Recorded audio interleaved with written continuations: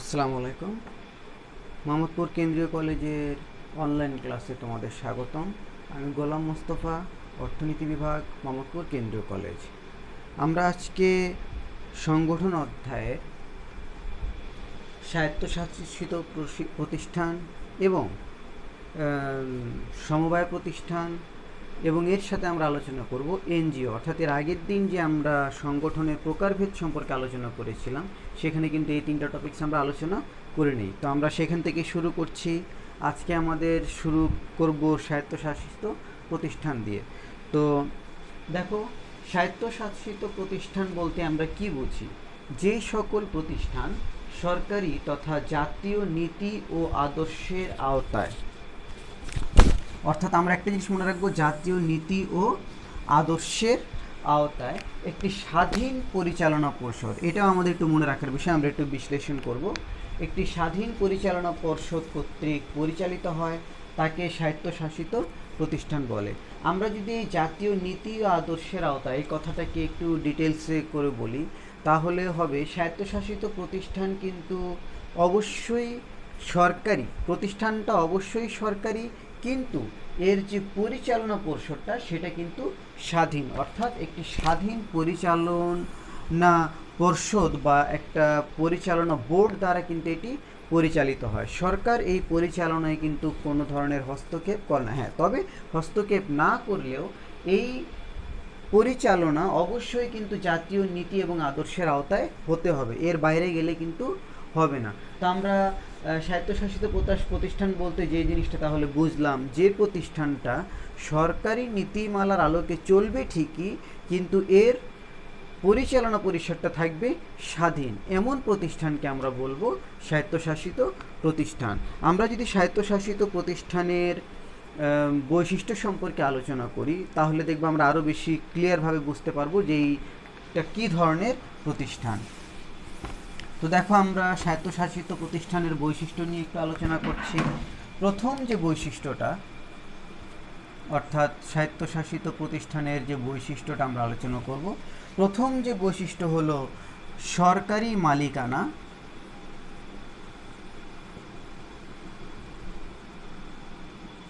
ও অর্থায়ন। অর্থাৎ আমরা সংজ্ঞায় যা বলেছিলাম যে এটি থাকবে সরকারি নীতিমালার সাথে সাথেও এই প্রতিষ্ঠানের মালিকানা কিন্তু থাকবে সরকার, অর্থাৎ এর আগে যে আমরা পড়েছিলাম ব্যক্তি মালিকানা এবং সরকারি মালিকানা, এটা কিন্তু সেই সরকারি মালিকানার মধ্যেই পড়লো। কিন্তু সরকারি প্রতিষ্ঠান এবং স্বায়ত্তশাসিত প্রতিষ্ঠানের মধ্যে পার্থক্যটা হলো পরিচালনা পরিষদ নিয়ে। এটা সরকারি নীতির মালায় চলবে, কিন্তু সরকার একে পরিচালনা করবে না, এটা আলাদাভাবে পরিচালিত হবে, অর্থাৎ একটি আলাদা পরিচালনা পর্ষদ দ্বারা এটি পরিচালিত হবে। এবং এর অর্থায়ন, অর্থাৎ এর সম্পূর্ণ কর্মচারী বেতন অথবা যত ধরনের অর্থায়নের প্রয়োজন হয়, কর্মচারী বেতন থেকে শুরু করে যাবতীয় খরচ সব কিন্তু সরকার বহন করে। তাহলে আমরা জানলাম স্বায়ত্তশাসিত প্রতিষ্ঠানের প্রথম বৈশিষ্ট্য, এটার মালিকানা থাকবে সরকারি এবং সম্পূর্ণ অর্থ কিন্তু সরকারই দিবে, অর্থাৎ অর্থায়নটা সরকারের পক্ষ থেকে হবে। দ্বিতীয় যে আমরা বৈশিষ্ট্যটা পড়ব সেটা হলো সরকার সরাসরি সিদ্ধান্ত চাপিয়ে দেয় না।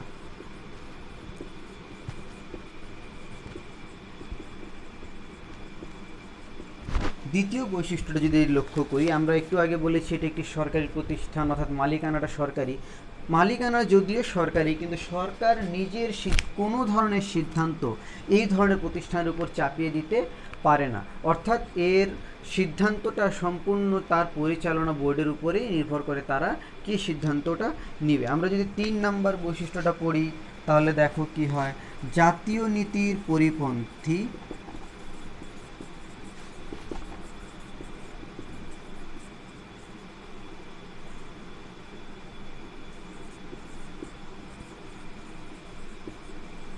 সিদ্ধান্ত গ্রহণের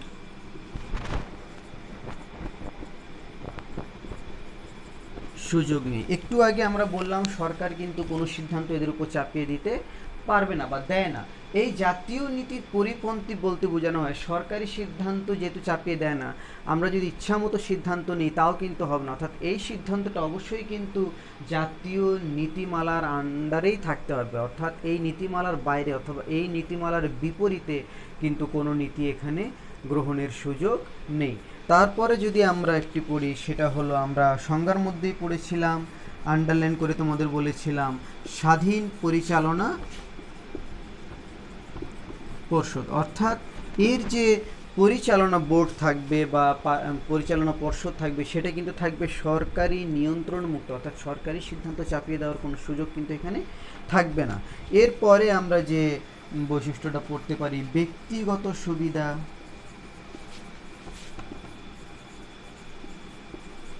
ও সরকারি আনুকূল্য।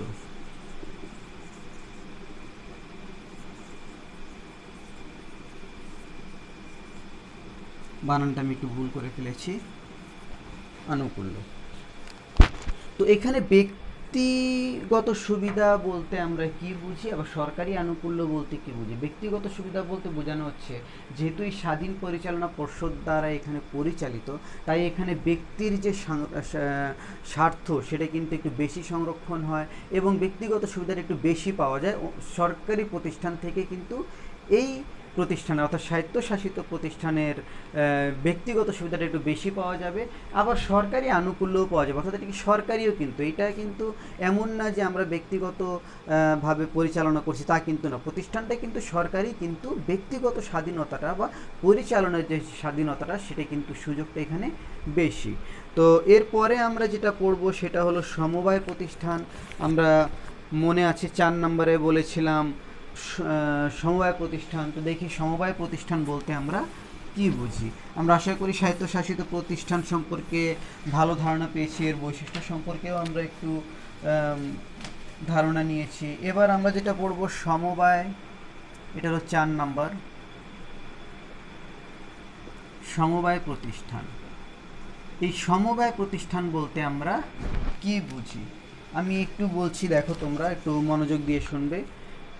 সমমনা কয়েকজন ব্যক্তি একতা, সততা এবং সমঝোতার ভিত্তিতে কোনো একই অর্থনৈতিক উদ্দেশ্যে যদি কোনো প্রতিষ্ঠান গড়ে তোলে, তাহলে সেটাকে আমরা বলবো সমবায় প্রতিষ্ঠান। তো আমি এখানে কয়েকটা ওয়ার্ড উচ্চারণ করেছি, দেখো সে ওয়ার্ডগুলো হলো একতা,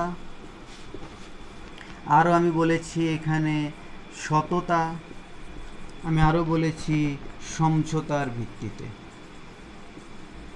অর্থাৎ এইটা একতা যেটা, এটা কিন্তু এই প্রতিষ্ঠানের মূল নীতি। অর্থাৎ সবাই যদি এক না থাকে, একমত না থাকে, তাহলে কিন্তু এই প্রতিষ্ঠানটা গঠন করা সম্ভব না।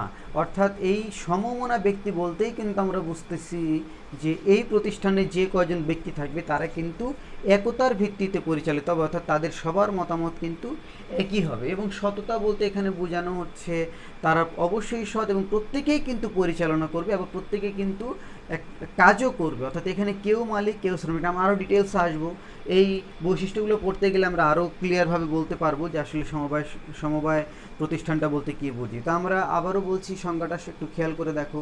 সমমনা কয়েকজন ব্যক্তি একতা, সততা ও সমঝোতার ভিত্তিতে একই অর্থনৈতিক উদ্দেশ্য সাধনের জন্য যে প্রতিষ্ঠানটি গড়ে তোলে তাকে আমরা বলি সমবায় প্রতিষ্ঠান। দেখো এর বৈশিষ্ট্যগুলো কি কি হতে পারে।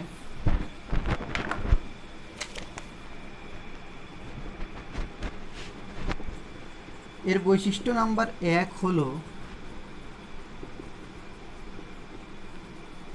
মালিক শ্রমিক বিভেদ নেই।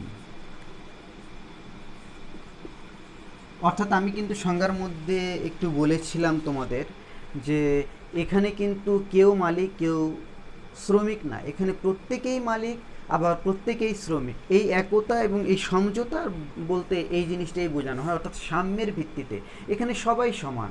অর্থাৎ এখানে একজন কর্মচারীও যা, একজন মালিকও তা। মূল কথা বলতে গেলে এখানে মালিক এবং শ্রমিক কিন্তু বলতে আলাদা কোনো পার্টি নেই।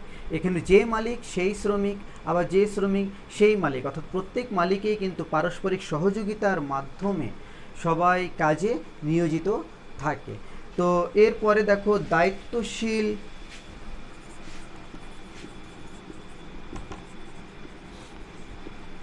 পরিচালনা পর্ষদ। এখানে দায়িত্বশীল বলতে আমরা কি বুঝি? দায়িত্বশীল বলতে বোঝানো হয়, এখানে কিন্তু আমি তোমাদের একটা পার্ট লিখেছিলাম এখানে সততা, এখানে কিন্তু আমি দুইটা কথা লিখেছিলাম সততা, আমি আবারও লিখে দিচ্ছি দেখো সততা। এই সততা বলতে বোঝানো হচ্ছে যে সবাই যার যার দায়িত্ব সঠিকভাবে কিন্তু পালন করবে। এখানে কেউ কিন্তু কারো কাজ ফাঁকি দিবে না বা কম কাজ করার জন্য কোনো চেষ্টা এখানে করবে না। এখানে সবার মধ্যে কিন্তু একটা জিনিস থাকবে, সেটা হলো সততা, অর্থাৎ যার যার দায়িত্ব তার সঠিকভাবে পালন করবে এবং তারাই কিন্তু পরিচালনা পর্ষদ। আমি কিন্তু আগেই বলেছি এখানে কোনো মালিক এবং শ্রমিক নেই, অর্থাৎ তারাই কিন্তু পরিচালনা এখানে করবে এবং এই পরিচালনাটা অবশ্যই হবে তাদের সততার ভিত্তিতে, অর্থাৎ তারা দায়িত্ব নিয়ে এই পরিচালনাটা করবে।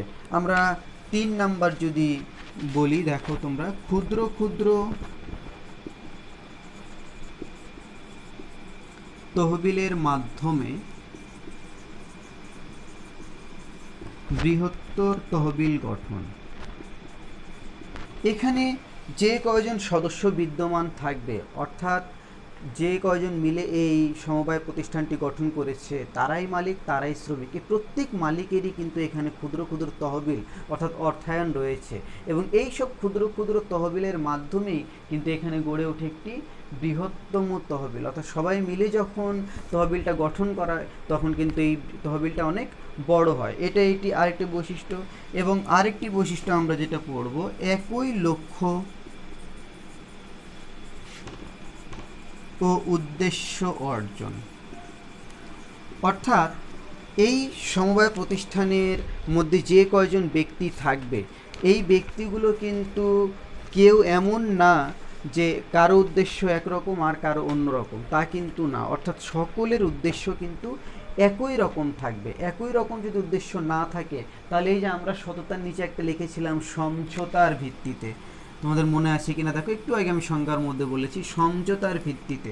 এই সমঝোতার ভিত্তিতে কথাটার কিন্তু কোনো মূল্য থাকবে না। অর্থাৎ এদের প্রত্যেকেই সমঝোতা, অর্থাৎ এমনভাবে এরা চুক্তিবদ্ধ হবে, এমনভাবে তারা বুঝে নিয়ে ব্যাপারটা যেন তাদের লক্ষ্য এবং উদ্দেশ্য একই হয়।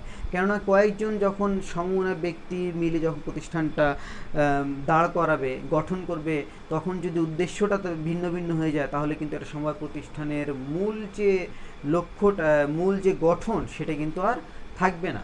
যার জন্য আমরা বলছি একই লক্ষ্য এবং অর্জন থাকতে হবে। তো আশা করি তোমাদের ভালো লেগেছে এবং তোমরা কিন্তু মনে রাখবে স্বায়ত্তশাসিত প্রতিষ্ঠান এবং সমবায় প্রতিষ্ঠান আর সংজ্ঞা সহ আমরা এর কিছু বৈশিষ্ট্যটা অবশ্যই মনে রাখবো এবং পড়ে নেব, কারণ বৈশিষ্ট্যর মাধ্যমেই কিন্তু আমরা এই সংজ্ঞাগুলো আরও ক্লিয়ারভাবে বুঝতে পারি।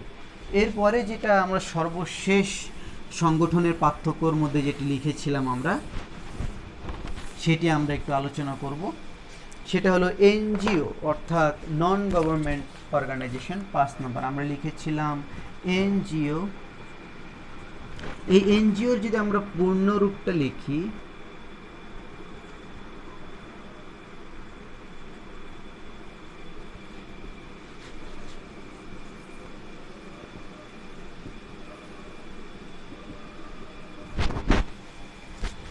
নন গভর্নমেন্ট অর্গানাইজেশন, অর্থাৎ নাম থেকেই আমরা কিন্তু বুঝতে পারছি নন গভর্নমেন্ট অর্থাৎ বেসরকারি প্রতিষ্ঠান, তাই না?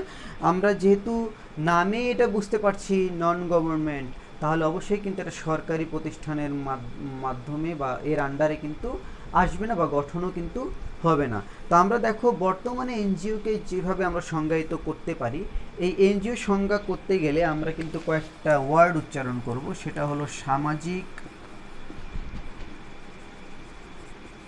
সেটা হলো স্বেচ্ছাসেবী,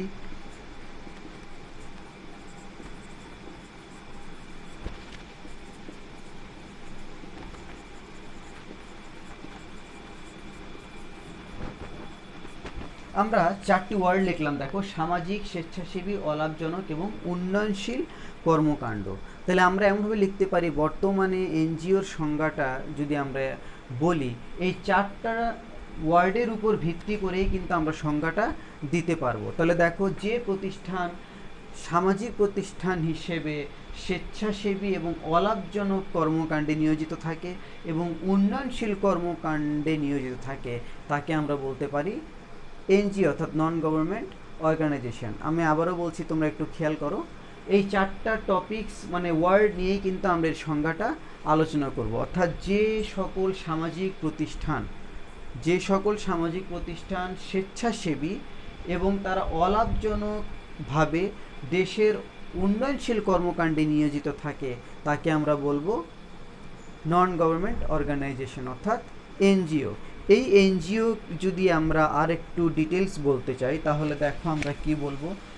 এটি কিন্তু একটা বৈশিষ্ট্যও আমরা বলতে পারি। আমরা যদি এনজিওর বৈশিষ্ট্যটা এখানে বলতে চাই, এইগুলোও কথা কিন্তু আমরা এখানে বলতে পারবো, অর্থাৎ সংজ্ঞার মধ্যেই কিন্তু এর বৈশিষ্ট্যটা থাকবে। আমি কিন্তু আরেকবার বলছি, তোমরা একটু খেয়াল করো, যে সকল সামাজিক প্রতিষ্ঠান স্বেচ্ছাসেবী এবং অলাভজনকভাবে দেশের উন্নয়নশীল কর্মকাণ্ড পরিচালনা করে বা কর্মকাণ্ডে নিয়োজিত থাকে, এই সকল প্রতিষ্ঠানকে আমরা বলতে পারি এনজিও। এছাড়া আরও অনেক ডিটেলস সংজ্ঞা আছে, আমরা কিন্তু এই চারটা দিয়ে মনে রাখলে জিনিসটা তোমাদের জন্য কী হবে, একটু ইজি হবে। তো দেখো, আমরা যদি আরও একটা বৈশিষ্ট্য এখানে লিখতে চাই, সেটা হলো সরকারি অনুমোদন নিয়ে কাজ করে।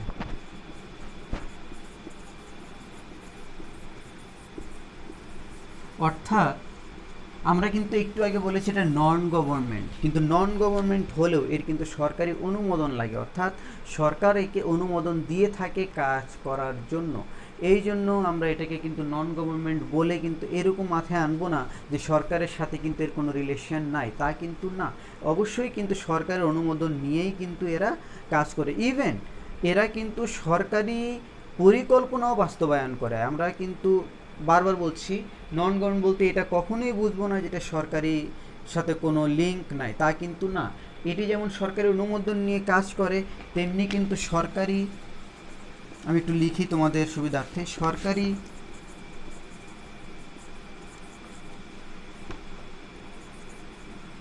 পরিকল্পনার সাথে সামঞ্জস্য রেখে কর্মসূচি বাস্তবায়ন করে। অর্থাৎ এর কিন্তু আরেকটি কাজ হলো, সরকারি যে পরিকল্পনা গ্রহণ করে পঞ্চবার্ষিকী বা অন্যান্য যে পরিকল্পনা গ্রহণ হয়, এর সাথে কিন্তু সামঞ্জস্য রেখে তারা কাজ করে। তা আমরা এই এনজিওর কিন্তু অনেকগুলো বৈশিষ্ট্য পড়লাম এবং এই বৈশিষ্ট্য নিয়েই কিন্তু আমরা এই সংজ্ঞাটা দিতে পারি। তো যাই হোক, এরপরে আমরা যেটা করব, এর উদ্দেশ্য অর্থাৎ এনজিওর উদ্দেশ্যটা আমরা একটু ডিটেলস আলোচনা করব। আমাদের যতগুলো সংগঠন আছে তার মধ্যে একটু এনজিওটা একটু ইম্পর্টেন্ট পার্ট, অর্থাৎ এখানে কিন্তু আমাদের একটু ভালো করে পড়তে হবে এবং সবগুলোই কিন্তু দেখতে হবে যে এর মধ্যে কী কী রয়েছে। আমরা কিন্তু এর বৈশিষ্ট্য পড়েছি, এবার আমরা এর একটু উদ্দেশ্য পড়ব। দেখো তোমরা, উদ্দেশ্যটা আমি প্রথমে লিখে নেই। সার্বজনীন সচেতনতা সৃষ্টি, আমরা আরও বলতে পারি স্বাস্থ্য ও চিকিৎসা সেবা প্রদান, আমরা আরও বলতে পারি দুর্যোগের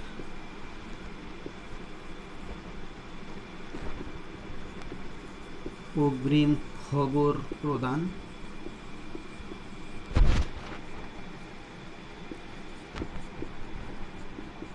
দুর্যোগে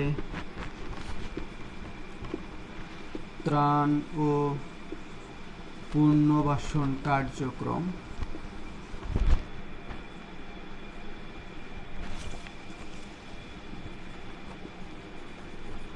মানবাধিকার সংরক্ষণ,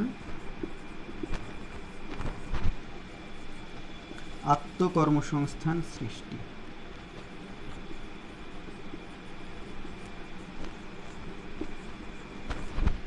আমরা আরেকটা বলতে পারি, সেটা হলো উন্নয়ন, অর্থাৎ দেশের উন্নয়ন কর্মকাণ্ড।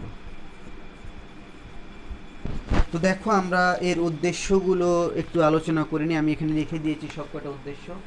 এর প্রথম উদ্দেশ্য হলো সার্বজনীন সচেতনতা বৃদ্ধি, অর্থাৎ গ্রাম থেকে শুরু করে শহরে, বিশেষ করে এনজিওগুলো কার্যক্রম কিন্তু গ্রামেই একটু বেশি হয়ে থাকে, অর্থাৎ গ্রামে প্রত্যেকটি স্তরের মানুষের কিন্তু সার্বজনীন সচেতনতা সৃষ্টির মাধ্যমে কিন্তু এর উদ্দেশ্যটা সফল হয়। স্বাস্থ্য ও চিকিৎসা সেবা প্রদান এটি তার একটি অন্যতম উদ্দেশ্য। দুর্যোগের অগ্রিম খবর দান, অর্থাৎ বিভিন্ন প্রাকৃতিক দুর্যোগের কারণে যে ক্ষয়ক্ষতি হয় তার খবর প্রদান এটি অন্যতম একটি উদ্দেশ্য। দুর্যোগে ত্রাণ এবং পুনর্বাসনের কার্যক্রমের একটি উদ্দেশ্য। মানবাধিকার সংরক্ষণ, অর্থাৎ কেউ অত্যাচারিত হচ্ছে কি না, নারী অত্যাচারিত হচ্ছে কি না, এই সকল কার্যক্রম কিন্তু এখানে লক্ষণীয়। আত্মকর্মসংস্থান সৃষ্টি এটাও কিন্তু এর একটি উদ্দেশ্য, যেন গ্রামে গ্রামে গিয়ে কিন্তু এই আত্মকর্মসংস্থানটা সৃষ্টি হতে পারে। এছাড়া রয়েছে আমাদের দেশের উন্নয়নমূলক কর্মকাণ্ড, এগুলোই কিন্তু এর উদ্দেশ্য। আমরা আশা করি এটা বেশি ডিটেলস তোমাদের বলতে হবে না, তোমরা ভালো পারবে। এরপরে আমরা যেটা একটু আলোচনা করব সেটা তোমরা দেখো, আমি একটু বলছি। সেটা হলো সংগঠন হিসেবে এনজিও এর ভূমিকা। সংগঠন হিসেবে যদি আমরা এর ভূমিকা রাখি, তাহলে একটু আগে আমরা কিন্তু লিখলাম যে এরা কিন্তু প্রাকৃতিক দুর্যোগের সময় আমাদের সাহায্য করে, তাহলে এটা আমরা লিখতে পারি দুর্যোগে পাশে দাঁড়ায়।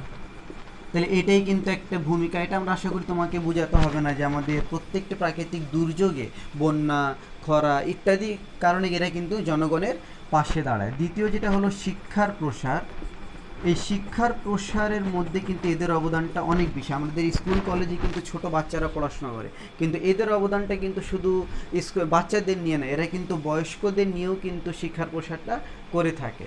এই জন্য এদের আমরা বলবো বয়স্ক শিক্ষা, এবং নারীদেরও, ইভেন বয়স্ক নারীদেরও বাসায় বাসায় গিয়ে কিন্তু এই শিক্ষার প্রচলনটা এনজিওর মাধ্যমেই হয়ে থাকে। এরপরে আমরা বলবো ক্ষুদ্র ঋণ প্রদান। এই এনজিও কিন্তু জামানত ছাড়াই ক্ষুদ্র ঋণ প্রদানের মাধ্যমে কর্মসংস্থান সৃষ্টি করেছে। আমরা জানি যে অন্যান্য জায়গায় জামানত লাগে, কিন্তু এই এনজিওর মাধ্যমে যদি আমরা ঋণ নেই, সেটা কিন্তু ঋণ ছাড়াই জামানত ছাড়াই কিন্তু এরা এই ঋণগুলো দিয়ে থাকে। এগুলোকে আমরা বলে থাকি ক্ষুদ্র ঋণ। জনসংখ্যা নিয়ন্ত্রণ, স্বাস্থ্য ও সেবা চিকিৎসা তো দিয়েই থাকে।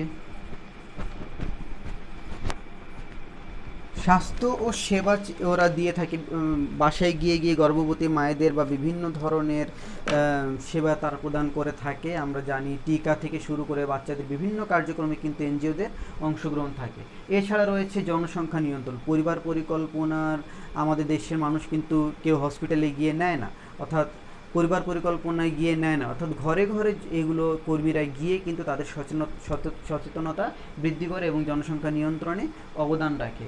এবং নারী কর্মসংস্থান, বিশেষ করে নারীদের নিয়ে কিন্তু এনজিওরা বেশি কাজ করে। এগুলো আশা করি তোমরা পড়লেই বুঝবে, তোমাদের কোনো সমস্যা হবে না। আর এই কোশ্চেনটাই আমাদের যদি বাংলাদেশের এনজিওর কার্যক্রম বলে, বাংলাদেশের এনজিওর কার্যক্রম, তাহলেও কিন্তু তোমরা ঠিক একই প্রশ্নের